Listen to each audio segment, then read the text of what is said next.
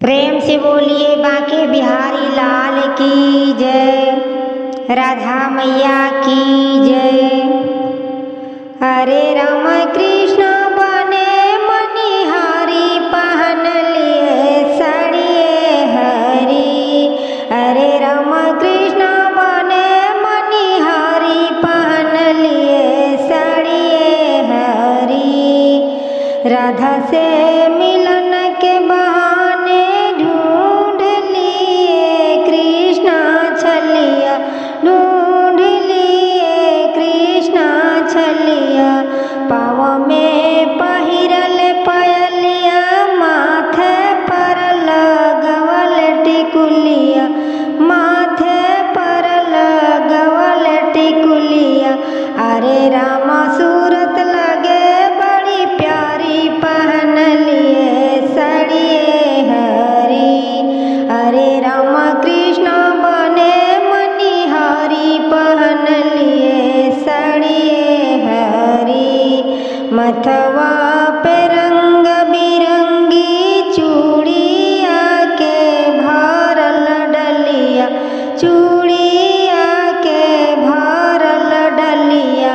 तेरा लगावे घूमे गोकुला के गलिया गलिया, गोकुला के गलिया गलिया।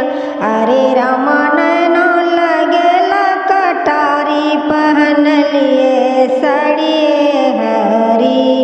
हरे राम कृष्ण बने मनिहारी, पहन लिए साड़िए हरी। कान्हा कटेर सुन के घर में से अइली राधा, घर में से अइली राधा। मनिहारिन कान्हा जी के घर में ले गइली राधा, घर में ले गइली राधा।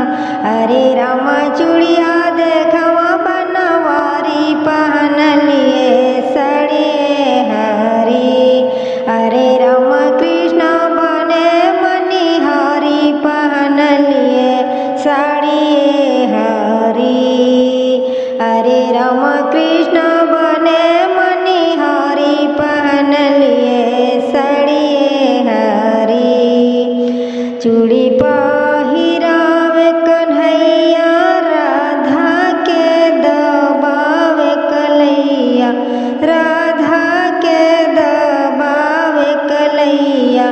बुझी गईली राधा ई त हौवा मोरे कृष्ण कन्हैया, हौवा मोरे कृष्ण कन्हैया। अरे राम लागे मिलन सुख भारी, पहन लिए साड़िए हरी। हरे राम कृष्ण बने